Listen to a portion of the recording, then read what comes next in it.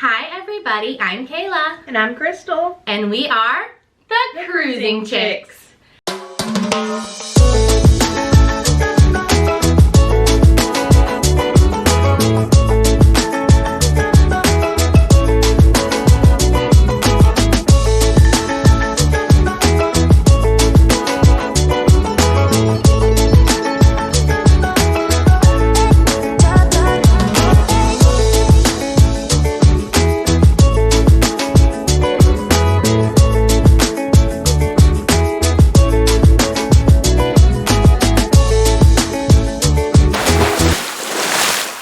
Today's video is just going to be a little wrap up of our December Mardi Gras cruise with my entire family. Did you enjoy that? I did. Did you enjoy cruising with the family? Yeah. With the Hesses and the One Hunter and the Buttons? I did. We weren't too much for, oh, and the Elwood. I forgot about Todd. Sorry, Todd. We weren't too much for you? No. It was a different experience cruising with, what, 11 people versus people. three, sometimes 4. Very different experience, but it was fun. It was fun. It was more fun than I think I thought it was going to be. Like, we always have fun when we do these family get-togethers, these family vacations, but it's the first time I think we've cruised with that many people, and really feeling like I was the leader, the doer for everyone's fun. It was nerve-wracking, but it was a lot of fun. She was the leader on a ship that we had no clue what was going on. They're asking me questions and I'm like, I don't know where that's at. I'm sorry, I don't know. Because I don't know. As we've said, the Mardi Gras was a completely different layout than any other Carnival ship. It's built totally different. It's backwards. And so we had no clue. I mean, we could tell you how to get around any Carnival ship. We could tell you what's going on, where everything is. At least get you there. Right. Not here. And we got asked so many times, I guess, because we had a trail of people behind us. We're like, oh, where's this place? And I'm like, I don't know. No idea. I think you go around this corner. I don't know. By the end of the cruise, though, I could get us to the fortune teller bar. Yep. That was about it. And the pool deck. Mm-hmm. The pool deck hadn't really moved. Don't get confused. They did not move the pool deck to outer space. Right. So we just have a few points that we want to hit that we've written down so we don't forget. You know, of great things, of not so great things, of things that were confusing. So we just want to hit these points. You know, obviously they're just bullet points, so we'll, you know, go into more detail. But yeah, well, let's get started. Do you want to take the first one? Sure. Embarkation was super easy. We did have an easier time with the parking garage this time. Yes. I did not drive in the wrong area. Go, Kayla! Yes, parking was great. There was actually a lot of traffic getting in. There was. We waited in a long line. We've never experienced that before. It is only like the 4th time we've parked at a cruise port, though, so that's also probably part of it. Yeah, we don't normally do that, but we do have a tip. If you remember, we accidentally printed our boarding passes the first time. They were on the front and the back, and even though we each had our own separate ones, separate from that one, Crystal's, or was it mine? I don't know. Might have been mine, had one on the back. So then, but that, she wouldn't tape that, so she had to go print out a separate boarding pass for me. So make sure there's nothing on the back of your boarding pass. It was a very serious situation. Yeah, that's kind of weird, but yeah. So embarkation was just super fast. I mean, but we got there at our time and didn't really have to wait. No, we were right on. We literally got through security and it's just a straight shot. And they were like, oh, no, they're calling your bings. Just keep going. We were like, oh, okay. Didn't even have to sit down, which was unusual for the time because we had a fairly early boarding time. We did. So we just kept going. I couldn't even keep up. I was like, wait, don't leave me. So the next thing was very sad, especially for Crystal. Oh, yes. There was no funfetti cheesecake on the Mardi Gras for Embarkation Day. I don't know what they're thinking. That is the most desired dessert on Embarkation. Yes. It is very good, and they need to change that. They do. So on the Mardi Gras, they have a Grand Central. Is it Grand Central Station? I don't know why that sounded weird. But Grand Central Station instead of an atrium. Mm-hmm. So they do shows in that area. There's chairs, benches, all sorts of seating. There's a bar there. And the bar, obviously, that doesn't change from the atrium. But normally carnival ships just have a big area with seating and a bar. This had a stage, and they retracted up and down. Not the stage, the windows. The windows, and they opened up so you could see the ocean. No, it was very pretty. Yeah, The beautiful whole, area. The whole idea is it's so open, it's so pretty, and it's like 3 stories high, Mm-hmm. and it's gorgeous. But at the same time, it's just very different. You know, you're not expecting to not have an atrium, you know. Right. Most ships are the grand atrium when you walk in, and it's just that big awe, and this was not. It was still all. Yeah. Just not what you expect. right. They did shows there. Like I said, they did. Yeah. They did a lot of the playlist production shows there. Mm-hmm. So I was so excited because they have my favorite show, Celestial Strings, Mm-hmm. and you can 100% get a bad seat in that house. Yes. I saw a quarter of the show from where we were sitting. And so that's a first come, first serve on seating, and if you're not there early, unfortunately, you're probably not going to be able to see and experience the whole playlist production show. Right. So that was really unfortunate. And that was like one really big like con for me because I thoroughly love the playlist production shows, and especially, that word was hard for me, but Celestial Strings, and it broke my heart that like you didn't get to see all of it. Right. So we've covered the next part. So we'll go on to what we really did like, Mm-hmm. which was the 2-story Red Frog pub on the pool deck. Was amazing. Yes. It opened up, I think, a lot of space at the bar. Mm-hmm. So you weren't waiting forever at the Red Frog to get a drink. Like on most other ships, it's a very tiny little spot, and like there's these tables in front of it, and Mm-hmm. just getting in there can be difficult. But this one, it's 2 stories, and the top one is very open, so it was really easy to get a drink. You could still, they had like these like little 2-seater tables around the curve, so you could still sit and drink. It was really nice. It was a really nice addition. Yeah, and the second story is up near Guy's Burgers, so a lot of people were on that deck along with, Guy's Burgers. So they're up there having lunch, they can get a drink, and then just as many people are down on the bottom deck as well. All right, hold on. This is our crazy munchkin. Her name is Mitzi. She wanted to be in the video. She had to come in. Mitzi Gino. We call her all kinds of names. Jeans, Gino, Mitz, Mitzi. Bean. Bean. I call her Bean a lot. I don't understand that one. Okay. Let's get back into where we were.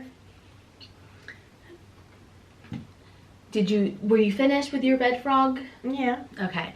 So we're going to discuss the very small cabins on the Mardi Gras. Now, we got an interior cabin, as you saw if you watched the vlogs, which, is our normal. We very rarely will get anything other than an interior cabin. And that room was tiny. Yes. We didn't really expect it to be that small. It was very tiny. And we had the room with the 2 beds and then the 2 bunks that come out of the ceiling. And when we were sitting on the bottom bunk, you couldn't lean all the way up. So it was claustrophobic under there. You had to sit like this because if you tried to sit like this, obviously you'd hit your head. And now that's relatively normal on every ship. Not really. You can sit all the way up on other ships. Really? Mm-hmm. Oh. I like maybe sometimes my neck would be hunched over. But this one, like, you literally were folded in half like a taco. Yeah. It was so, and like the room itself just was so tiny. It was weird. Yeah, we would have to leave the room and just meet each other in different places because, you know, people would be getting ready and we were tripping over each other. And so it was just not a fun time. I said if we ever go on another Mardi Gras or what? The Excel class. Yeah, Excel class ship, that we are not getting an interior room. Not for 4 people. And we've sailed with 4 people on several other occasions and not had a problem. So it's definitely was just this class of ships, they've made the rooms a little Absolutely. smaller. I guess with all the other fun stuff that they think you're not in your room. That's which true. is usually true. It just was a problem when we were in the room. Right. Which wasn't often. Mm-hmm. You want to hit the next point? Our cruise director was Kendall Fire. Oh, we loved her. She was amazing. Absolutely awesome cruise director. So if you ever get a chance to cruise with her, do it. She is just, I don't know how she has so much energy. I know, a bundle of energy, constant energy. I don't know, but she was amazing. And I wanted like all her earrings and jewelry and everything. Every pair of shoes all that her she owns. shoes. They were so adorable. And she's so personable. Yes. Like, I mean, you could just walk up to her and start talking to her and she just talks to you. And by the next day she remembers your name. And like, gosh, I mean, I don't think we've ever talked to a cruise director as much as we talked to Kendall.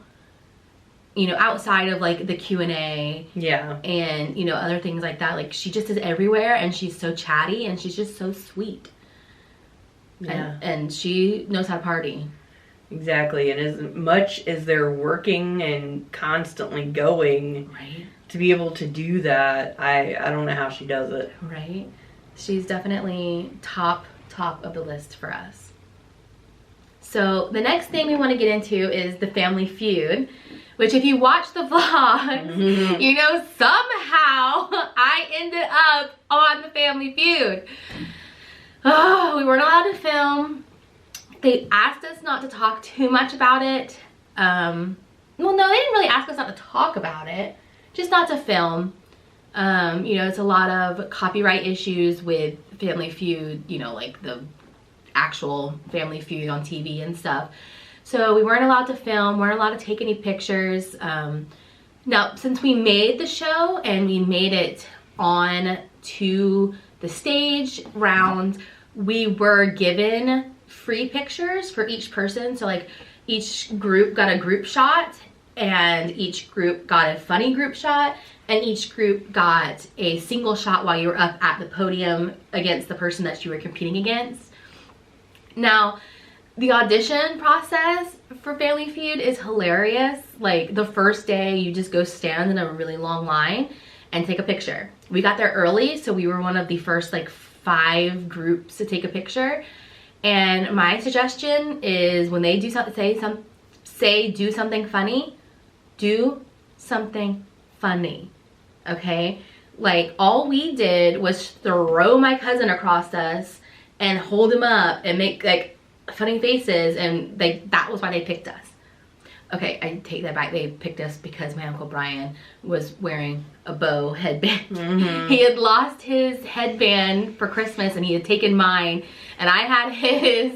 No, I think we just switched to be funny. I don't remember how it ended up happening, but I had his, he had mine, and that was what they thought was so funny, was that, you know, there's this man wearing a bow Christmas headband and we threw Dylan across us. Like, that was what got us picked to begin with. And then there's an audition process. You have to meet. They meet you in like this room. They pick a certain amount. Like, she said there were 100 teams that tried out, and then I think you get down to like the top 16. Was it? It was like a 16, I think. And then you do the audition process on the Grand Central stage, And then if you win your round, then you're on the TV, like on the TV. You're on the stage in the main theater. So we made it. Now we did have to sit backstage in the main theater for an hour and 45 minutes, because the show's at 7:45 and we had to be there at 6. And it's hot. We're in Christmas sweaters and leggings, and you had to wear closed-toed shoes, and we have our antlers on, and we are sweaty, and we're all nervous. Like, I mean, you're just a bundle of nerves. But they have 2 of the Fun Squad that came back with us and hung out with us the entire time, and I cannot remember her name now to save my life, but I loved her. I mean, we had just spent time with her the day before at the Walk the Plank, and then, you know, she's the one that we got that was talking to us, and I mean, she just really eased your nerves because you kind of forgot what you were doing. And then Kendall spent the last like 20 minutes with us, 15-20 minutes with us, just chatting, and that was really cool getting to talk to her, and she was giving us pointers about being on stage. She made us do a dance to calm our nerves, and you know, we really like fell in love with our group that we were competing against. So like that was fun too, getting to know them and getting to like chit chat backstage. And then the whole, like, I don't remember anything while we were on stage, not a thing. And then I remember being escorted off the stage because we did not win. And then that was about it. That's all I don't remember being on stage at all. At all. I don't remember how I got on stage. I don't remember how I got off stage. I don't remember being on stage. Like, I just know we lost. And she didn't do it. She was too scared. Nope. All right, we're going to move on from Family Feud. If you have any more questions about it, though, leave a comment. I will get back to you with any answers that I can help you with. So the next part I want to talk about is the free specialty restaurants that they have on the Mardi Gras. These were supposed to be free just for the first year. Right. They are still free. I think they found that the dining, like the main dining rooms, were just going to be too full if they weren't. Right. So. Because even the main dining room reservation, or not the reservations, but when you pick your times, whether you want early, late, or your time dining, they were getting full. Yes.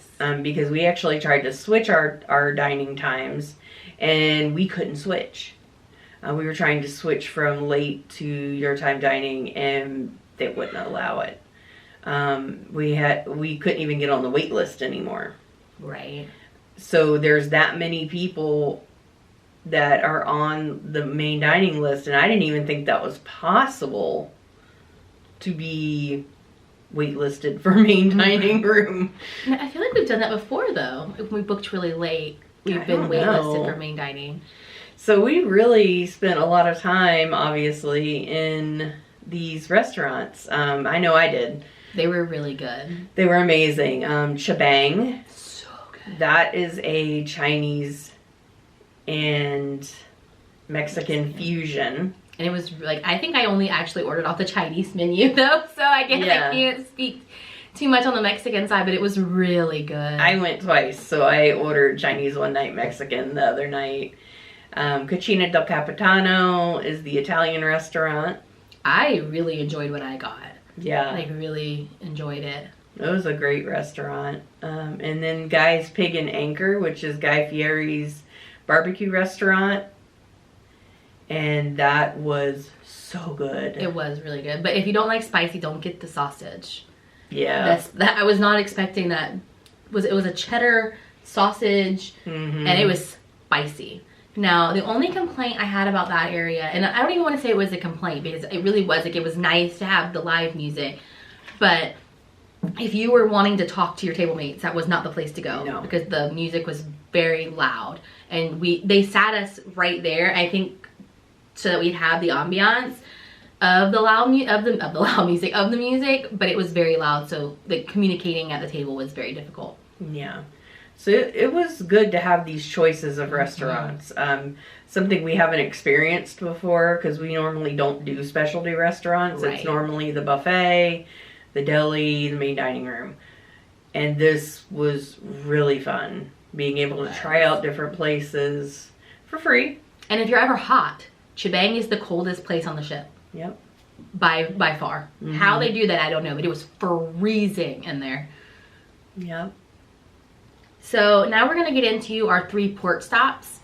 I'm sure you've heard us say that we don't love Nassau as a whole, but this time we went back to Breeze's resort, which we did in our earlier Liberty vlog, and the water was cold. We were expecting that. Yeah. Like the ocean was freezing, but we knew it would be. The pool was freezing, but we knew it would be. All 2 to 3 feet of water that was in the pool. Yeah, unfortunately, I think for them it was just a great time to get some maintenance done before summer starts back up, and they were really busy again. So they had one pool completely drained, and we're completely cleaning it. And I think we're doing some tile work. And then the second pool had it was half full. I think they had just finished doing all of that to that pool. So unfortunately, it wasn't the best time for that, but I don't think it really diminished our experience. Since again, it was very cold water. Yeah. So it wasn't like we were going to be in it the whole time anyway. Right. It was still a good experience. We still had our unlimited drinks and food, and we did a lot of the games that the squad was offering. We had a blast. We did cornhole, we did water balloon toss. I feel like there was one other thing we participated in, but I don't remember what it was. I know my aunt had a handstand contest with the guy. I played cornhole with Kiki. We had a lot of fun at Breeze's, and we highly recommend taking a taxi ride over there. Yeah. It is a good time, and for an all-inclusive day pass, it's relatively cheap. At what, $70, $75? I think so. And then it's $110 maybe if you want to do the water sports, which 3 of our group had signed up for, or 4 of our group had signed up for, but they canceled the water sports because the water was really rough. So, and they just, you don't pay in advance, you pay when you get there, so they just paid for the day pass. Amber Cove, we had a catamaran booked, and that was interesting. It was. We really love catamaran snorkel trips, so we were really, really excited for this one. But what they didn't say on the excursion when we booked it was that you had to take a small dinghy boat out to the large catamaran. Yeah. And then hop on to the catamaran. And she says hop on like they had a place for you to jump on. No, you were climbing, here the catamaran is facing sideways, right? And they pull the boat up, the little boat up, and you had to climb over the side of the catamaran stair, the stair part that goes like this to get on. Onto the stairs at the back of the boat that's right next to the motors. Yeah, and on. So the boat's rocking, the ocean waves are rocking. Yeah. It was scary. And I could barely get out of the little dinghy and onto the stairs. I was the first one to try it, and I was freaking out because I thought I was gonna go into the ocean at one point or get trapped in between the 2 boats. Right. Right, because when I went to get on, the little boat pulled out, and I'm straddling the 2, and I'm and I have my big my bag on my shoulder. I was what's going on right now? And they're just oh, just stay patient, and I'm stay patient, I'm about to die. Yeah, they didn't tell us any of this, so it was a little nerve-wracking. It was very scary. And we watched another catamaran pull up onto the beach and load their people up. So we know it's an option. Yeah. But other than that, it was a nice catamaran. So Amber Cove was a good trip. It was. The catamaran ended up being really nice once we were out there. The 2 snorkel stops were great. Now, I will say, we did not know that they were giving us stuff to feed the fish. So I'm snorkeling with Fallon, and we're kind of in front of everybody. And I just see this stuff start floating in the water, and I'm like, what's going on? And there's this older gentleman who is snorkeling behind us, and I'm like, oh my gosh, like he just brought food from the ship and is feeding these fish. Like, wow, like he's gonna attract something that we don't want to see. No, I want to see a shark, but no one else does. Right. But no, the crew were giving out fish food, or this, I don't know what it was, but he was not him. He was not the culprit. Right. Grand Turk. Oh, Grand Turk was fun. We went to another all-inclusive there. Through the ship this time. Yeah. It included a rum tasting. I thought it was a mixology. Yeah. Well, it was a mixology in the end class at the end, but I thought we were gonna be like making our own drinks, and which we should do that one time. I think that would be fun. And like sitting around a bar learning how to make drinks, but it was just this big thing to where we all tasted different rums, and then he showed us how to make this particular drink and then let us taste it. And then otherwise, like, we were able to just hang out and drink drinks. We all got in the ocean that day. Yes, we did. The water was chilly, but like refreshing because it was also really hot in Grand Turk. Yeah, we went from kind of, Nassau was chilly-ish. Yeah. Because the embarkation day was a little chilly. It was. And Nassau was chilly and had just rained in the morning.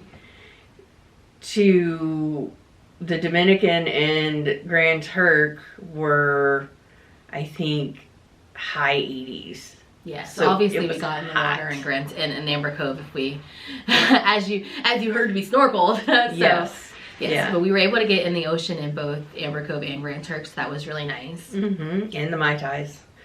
Oh yes, Crystal was obsessed with the Mai Tais. I didn't start the Mai Tai. Oh, that was Jeff, wasn't it? I don't know. I think it was Jeff. Those things were strong. Once we got on the Mai Tai train, we had everybody there at the resort wanting Mai Tais. Yeah. I think the bartenders hated us. Right? They had to start making Mai Tais for everybody. They were good and they were strong. Oh my goodness. But yes, I highly suggest that tour in Grand Turk. And if I can find it on Carnival, I'll link it down below. So, Crystal did not participate in this part. My cousin Fallon and I went with, I think Mimi went with us. I don't quite remember. I know it was Fallon and I. And we searched and searched and searched for a seat in the theater. Like, this theater seats like 700 people, right? Like, tops. Yeah. And we find seats in the very, very, very, very back of the theater to watch this magic show. We left about 15 minutes later. It was so bad. And he had a couple of technical difficulties, so I don't even want to say like blame it all on him. There was a lot of technical difficulties that were going on, and I think he was just flustered, but it was just bad. And we were like, we don't want to waste any more time sitting here. So we ended up leaving, which I don't ever do, but it was that bad.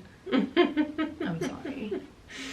But the comedians were good. The comedians were good. And we ended up, it's the first time in a while that we've sailed where they did 2 and then 2. You know, like, it's for the last, year of sailing, it's been, you get the same 2, maybe 3 if you're lucky comedians all week.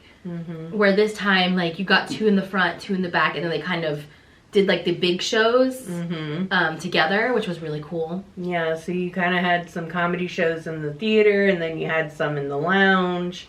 And the lounge was huge. It was. You know, the theater wasn't your normal huge theater, which I still thought was strange for such a big ship. Right? It was so weird. So, yes, we've already discussed the seating. Now, we did a lot of cornhole. Yes, they did. The Hess family really, really enjoys the cornhole. So we did a lot of cornhole. We made a lot of friends doing cornhole. It was very, very, very popular on this sailing. I don't know if that's a normal thing, but it would take hours to get to this cornhole competition. And the 2 guys that were running it, the fun squad, they were hilarious. And I think they, at the end, were just like, oh my goodness, could all of you stop showing up all the time?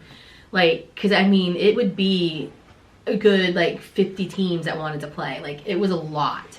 But it was a good time. Like, it was always fun to sit out there and drink, and there was 2 bars you could go to So everyone else just enjoyed watching watching the Hess family participate. I normally participate, but I had to give up my partner to her dad so that her dad had a partner because his partner didn't come on this trip. And he enjoys cornhole more than I do. So the last point we're going to touch on is one of our favorite bars. I had investigated this bar before we went on the ship. I knew I wanted to go there. It's the Fortune Teller Bar. I don't think either of us, though, thought it was going to end up being like the bar for us this cruise, but it did. Yeah, I just wanted to go and have some drinks there because the drinks looked really cool and I had a few I wanted to try. But we ended up there a lot. We did. We went to the Alchemy Bar a few times in the beginning, but you know, the Alchemy Bar is one of those bars, if you're not there early, like the bar's full, like, you know, it's like a sitting spot for like Alchemy Bar people. Yeah, if you don't make your friends with the bartenders and the Alchemy regulars like on day one, right, you don't get into the Alchemy Bar. Now you can get still a seat. Yeah, you can still walk up, and they do have more seating at this one than they do on other ships because they're sitting on like an actual like chairs along the wall next to the bar. But you're not going to be saddled up to the bar because Alchemy Bar regulars are a different breed. They don't ever leave. Yeah, they don't. You see them there every day, you know, all different times, and yeah, you'll just get your drink and go sit, you know, along the side. But we loved Jacob. He was the bartender at Fortune Teller, and he was amazing. He was so sweet, and just I think he made every single drink I ordered there. We loved watching him make the drinks. They had the little martinis with or was it a margarita? It was a margarita. Margarita, and it had the big bubble on top of it, which you've probably seen in the videos. Yes, and he had such a hard time every time, but he just laughed his way through it, and I was like, you probably hate every time someone orders this drink, because then you have to go get the bubble machine, and he has to blow it, and it doesn't work until like the fourth bubble, and I'm sure he's like, oh my god, but he does it all with a smile on his face. I loved the drink with the boba. Oh, the bog juice. Bog juice, yeah. So that was my favorite. I mean, it was just so much fun to see all the drinks the different people were ordering, and they were all good, the ones I tried. So Fortune Teller is definitely a fun bar to go to. It is. Now, hold on. We just talked all that snack about Alchemy Bar regulars. We were a Fortune Teller Bar regular. We were. Wow. We were. Jacob knew us. We would walk up and he'd go, bog juice? And I'm like, yeah, actually, that sounds good. Exactly. And he knew I liked the boba, so he put so much bobas in mine. I love Jacob. He was the best. We spent our last night with him, and as you saw in the video that I just posted, or I posted last week, we spent our last night with him and hung out at the bar. Yep. Well, that was just a comprehensive little wrap up of our time aboard the Carnival Mardi Gras. Yep, we enjoyed it. I would go again. I would go again. But do you rank the Mardi Gras higher than the Horizon? No. Me either. I don't. The Horizon still is my soft spot, my heart. Right. I like the Mardi Gras. I had fun on the Mardi Gras. I'd say right now it's my number 2 ship. Yeah, I agree.